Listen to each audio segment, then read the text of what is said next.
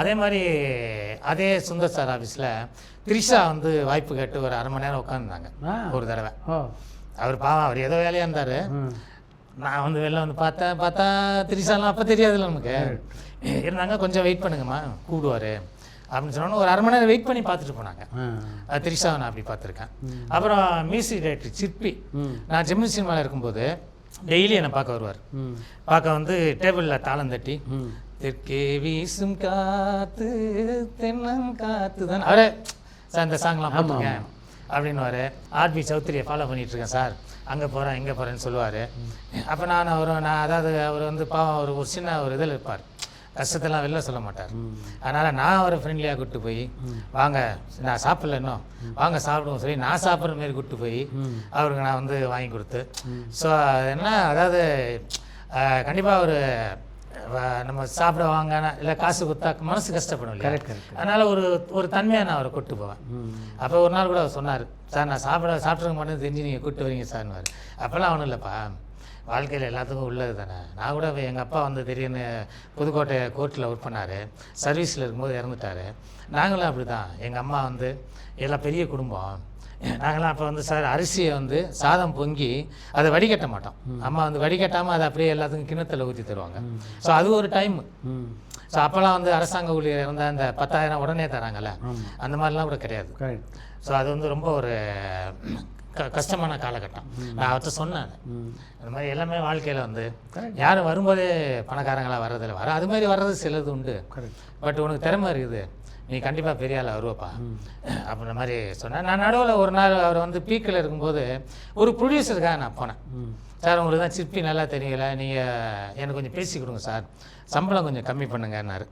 அப்போ நான் போகும்போது அவர் என்கிட்ட என்ன சொன்னார்னா, தனியாக கூப்பிட்டு போய் விஜிபி ஸ்டூடியோவில் இருந்தார், மவுண்ட் ரோடு விஜிபியில் ஸ்டூடியோ இருந்ததில்ல, அதில் தனியாக கூப்பிட்டு போய் என் தோளில் கைப்பட்டு கூப்பிட்டு போய், குரு சார் நீங்கள் வந்து பாவம் அவருக்காக ஹெல்ப் பண்ணணும்னு நினைக்கிறீங்க, நான் அவருக்கு வாய்ப்பு தேடி போகும்போது என்னை உள்ள கூட உள்ள சார் அவங்க, அதனால தான் நான் வந்து அவங்களுக்கு அந்த சம்பளம் கேட்டேன். சார் நீங்கள் படம் பண்ணுறதுன்னா சொல்லுங்கள், நான் உங்களுக்கு ஃப்ரீ சார், இந்த நிமிஷம் நான் உங்களுக்கு ஃப்ரீயாக பண்ணி தரேன் சார், நீங்கள் எனக்கு உதவி பண்ணியிருக்கீங்க, என் மேலே அன்பு காட்டியிருக்கீங்க அப்புறமே சொன்னார். சரி அவர் சொன்னது அப்போ நியாயமாக இருந்தது, அதனால் அது சரி ஓகே. இளையராஜா பேட்டி கண்டிருக்கீங்களா சார்? இளையராஜா வந்து நான் பேட்டி கண்டதில்லை.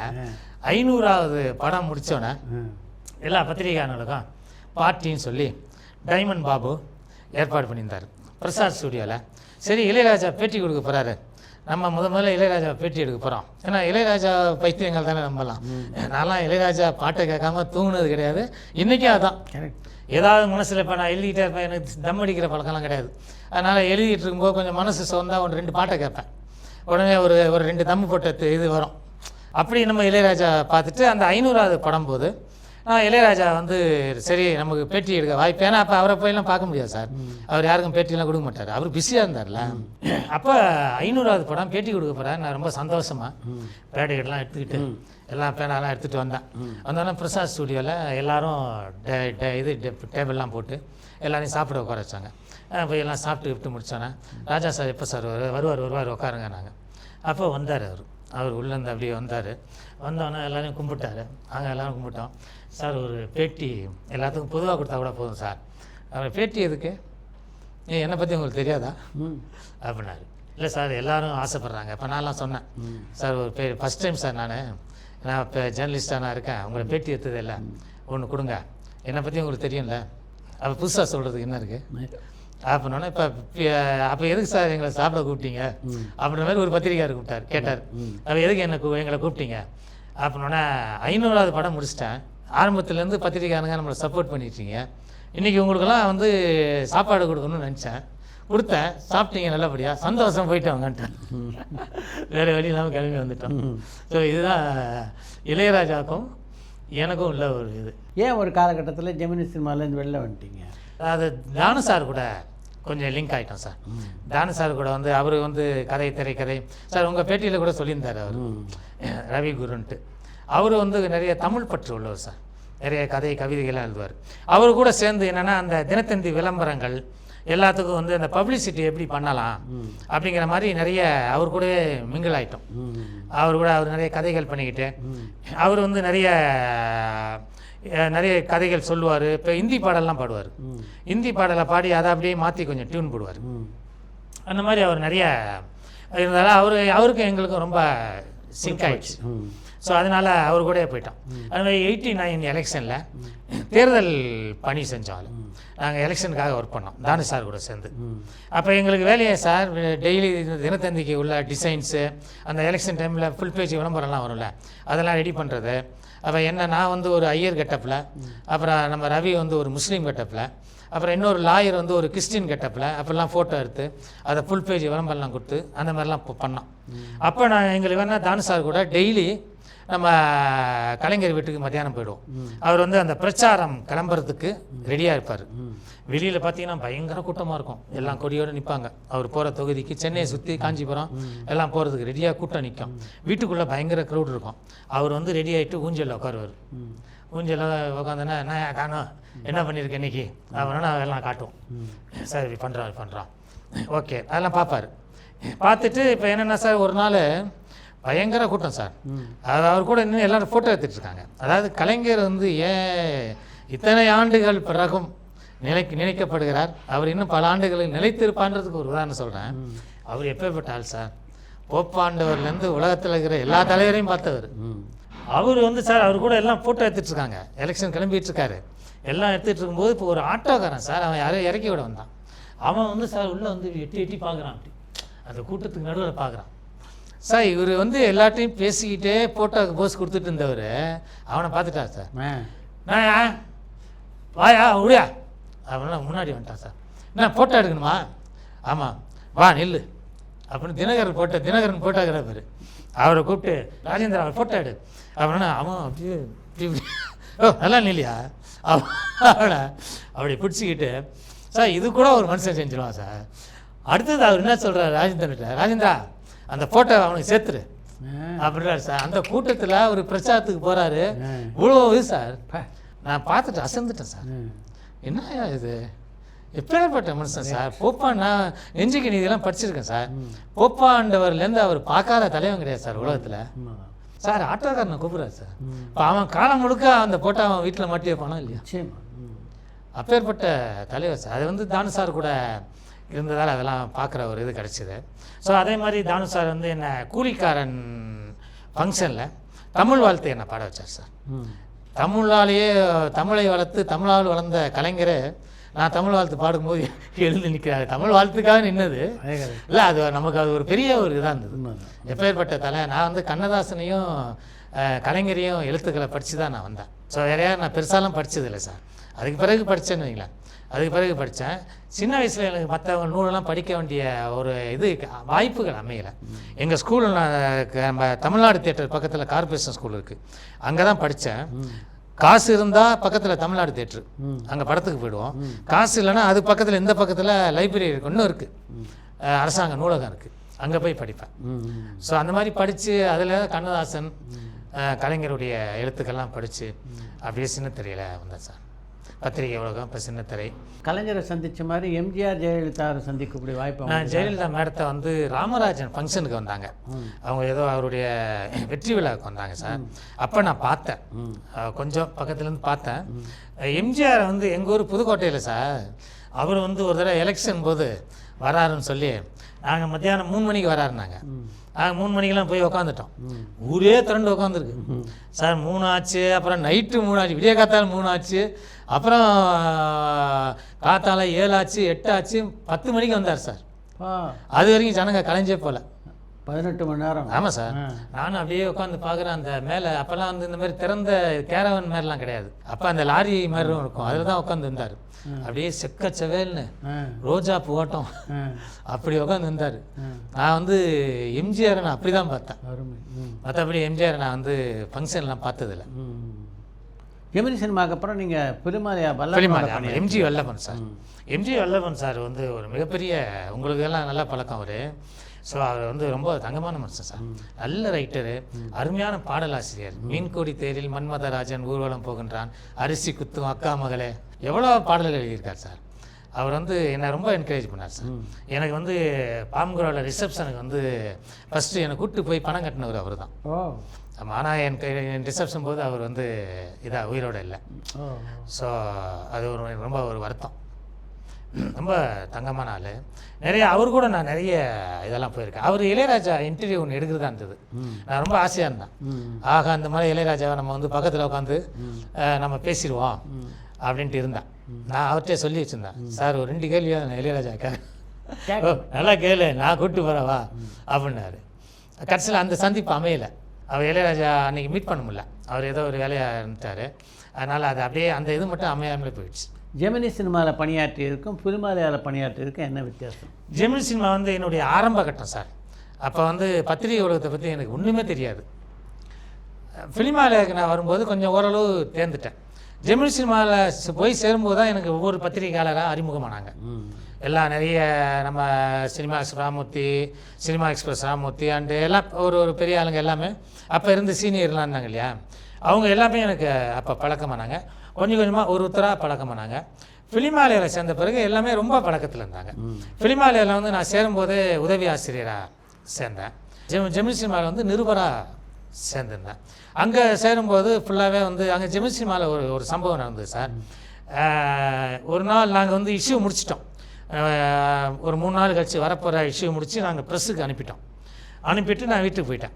மறுநாள் காலையில் ஒரு 5 மணிக்கெல்லாம் பால்காரர் வந்து டப்புன்னு கதவை தட்டி, என்னங்க எம்ஜிஆர் இறந்துட்டார், நீங்களாம் தூங்கிட்டு இருக்கீங்க. எம்ஜிஆர் இறந்துட்டாரா, என்ன சொல்கிறேன்னு பறகுன்னு எழுந்து அப்புறம் பார்த்தா ஒரே அமைதி. என்னடா அப்புறம் வந்து நான் என்ன பண்ணேன் சார், இது வந்து நம்ம ஜெமினி சினிமாவில் எம்ஜிஆர் சிறப்பாக ஒன்று போடணும்னு சொல்லி அசோக் நகர் இருந்தோம். நாங்கள் அசோக் நகர்லேருந்து Royapettah Peter's colony film news Anandan வீட்டுக்கு நடந்தே போனேன் சார். பரபரப்பாக நடந்து போனேன். ஊரெல்லாம் ஒரே கூட்டம், அங்கங்கே ஜனங்க, கட்சிக்காரங்க, தொண்டர்கள் அழுது புலம்பி அப்படிலாம் போயிட்டுருக்கு. நான் வந்து இயற்கையாக மரணம் பண்ணியிருந்தால பெரிய தகராறு ஒன்றும் இல்லை. மவுண்ட் ரோடில் மட்டும் ஒரு சின்ன பிரச்சனை நடந்தது. நான் ராயப்பேட்டையில் போய் ஃபிலிம்ஸ் ஆனந்தனா போனோன்னா, இன்னும் இதில் நீ எப்படி வந்தேன்னாரு. சார் நடந்தே வந்துட்டேன் சார். அப்புறம்னா அவர் வந்து ஆல்ரெடி அவர்கிட்ட எம்ஜிஆர் படங்கள் நிறைய தொகுப்பு இருக்கும், அவருடைய ஃபோட்டோஸு எல்லாமே கலெக்ட் பண்ணேன். எல்லாம் ஒவ்வொருத்தராக வருவாங்க, நீ எல்லாத்தையும் எடுத்துகிட்டு போனால் சார். எடுத்துகிட்டு போய் ஒரு 3 மணி நேரத்தில் நான் அப்படியே திருப்பி கொண்டு வந்தேன். அப்படியே எங்கள் ப்ரெஸ்ஸுக்கு கொண்டு போனேன் சார். ப்ரெஸ்ஸுக்கு கொண்டு போய் அதை வந்து போட்டு எம்ஜிஆர் அட்டைப்படத்துலேருந்து எல்லாமே மாற்றி உடனே அதை ரிலீஸ் பண்ணோம். அது கிட்டத்தட்ட 2.5 லட்சம் காப்பி போச்சு சார்.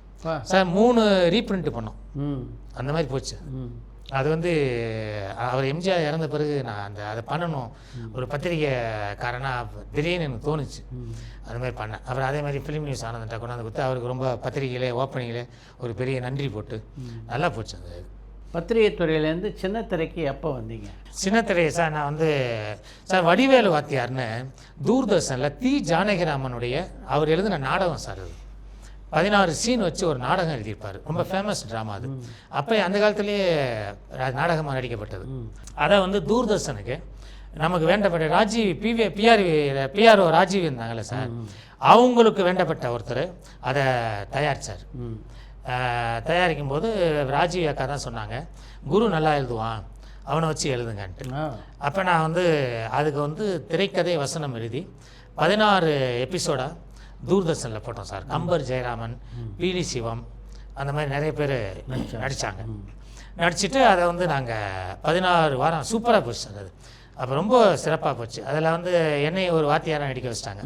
வேறு அதுக்கெல்லாம் ஆர்டிஸ்ட் இல்லைன்னு சொல்லி என்ன ஒரு வாத்தியாராக நடிக்க வச்சு பண்ணி நல்லா சூப்பர் ஹிட் ஆச்சு. அதுக்கு பிறகு நான் வந்து இந்த டிவி மீடியா இவ்வளோ பஸ் வரும்னு எனக்கு தெரியாது. அதனால் அது வந்தாலும் நான் கொஞ்சம் ஒதுங்கிட்டேன்னா கொஞ்சம் டிஸ்ட்ரிபியூஷன்லாம் பண்ணிகிட்டு இருந்தேன். அப்புறம் பீட்டர் செல்வகுமார்ட்ட நான் வந்து சினிமாவில் அசிஸ்டண்டாக இருந்தேன். 3 முகம், சிவப்பு சூரியன், சந்திப்பு அதெல்லாம் எழுதினவர்.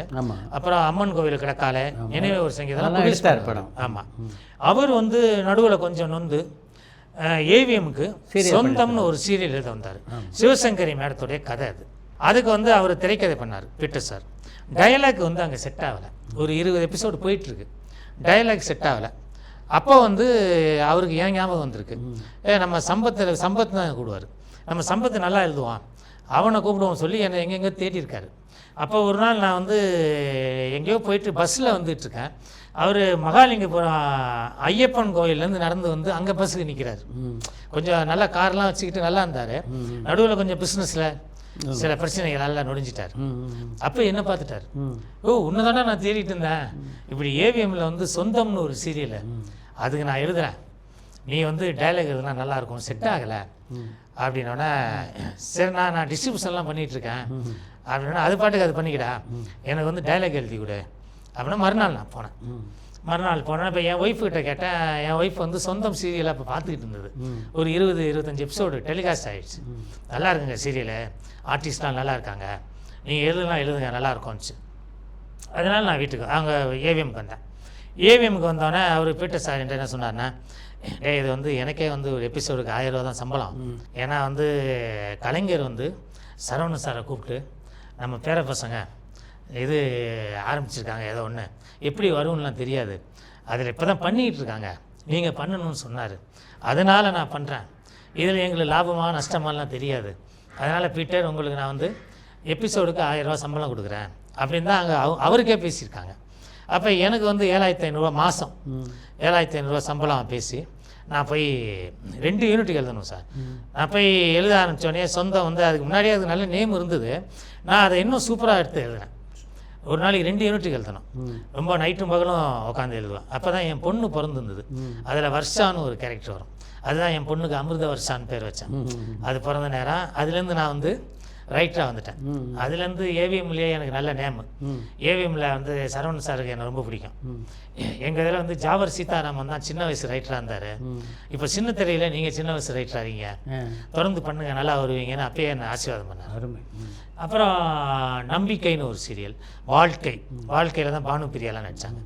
அப்புறம் நம்பிக்கை, வாழ்க்கை அந்த மாதிரி சீரியல்லாம் பண்ணிவிட்டு அப்புறம் வந்து அது நல்ல நம்பிக்கை ஓகோன்னு போயிட்டுருக்க பார்த்து ஆனந்த விகடன் எம்டி எங்களை கூப்பிட்டார். கூப்பிட்டு இந்த மாதிரி சன் டிவிக்கு நாங்களும் ஒரு சீரியல் பண்ணுறோம், அது வாங்க அப்படின்னு டைரக்டர் கணேஷை என்னையும் கூப்பிட்டார். நாங்கள் போய் அங்கேருந்து அவர்கள்னு ஒரு சீரியல் பண்ணோம், அது நல்லா போச்சு. அப்போ அவர்கள், அதுக்கு பிறகு தென்றல், இப்போ சிறகடிக்க ஆசை, விகடனில் இது என்னுடைய 3வது சீரியல். ஸோ அதுக்கு பிறகு நிறைய எழுதுனேன். கணவருக்காக, கஸ்தூரி, அப்புறம் ரோஜா, சந்திரலேகா, இளவரசி சீரியல் வந்து நம்ம ரேடந்த் ராதிகா கம்பெனி, அதுதான் எனக்கு சிறந்த திரைக்கதை ஆசிரியர் விருது தமிழ்நாடு கவர்மெண்ட் அவார்டு கிடச்சது இல்லை. ஸோ அந்த மாதிரி சின்னத்திரையுடைய பயணம் அப்படி போயிட்டு இப்போ சிறகடிக்க ஆசை வந்து ரொம்ப சிறப்பாக விஜய் டிவிலேயே நம்பர் 1 இன்றைக்கி ஒளிபரப்பாக சீரியல் நல்லா போயிட்டு இல்லையா? ஆமாம் சார், நல்ல நேம் அதுக்கு, அது நல்லா.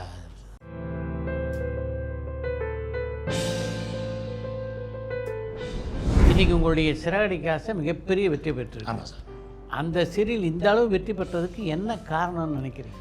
எதுக்குமே சார், ஒரு சினிமாவாகட்டும் சீரியல் ஆகட்டும், எதுக்குமே வந்து இப்போ சீரியல்களை பொறுத்த வரைக்கும் பல சீரியல்கள் இழுத்துக்கிட்டே இருக்காங்க அப்படின்னு மக்கள் மத்தியில் ஒரு விரக்தி இருக்குது. அதை பற்றி நீங்கள் என்ன நினைக்கிறீங்க? அது என்னென்னா சார்,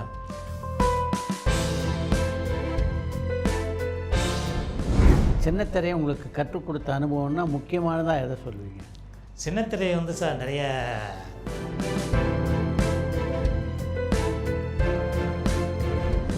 சின்னத்திரையில் இவ்வளோ பிரபலமான எழுத்தாளராக இருந்தும் ஏன் பெரிய திரையில் நீங்கள் முயற்சி பண்ணல சார்? சின்னத்திரையிலேயே எனக்கு டைம் கரெக்டாக போயிடுச்சு சார்.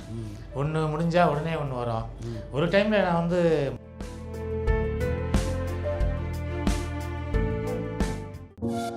பரபரப்பான சினிமா செய்திகள், நட்சத்திரங்களின் பேட்டிகள், சினிமா வரலாறு ஆகியவற்றை பார்க்கவும் படிக்கவும் உங்களுக்கான இணையதளம் tourantalkies.co.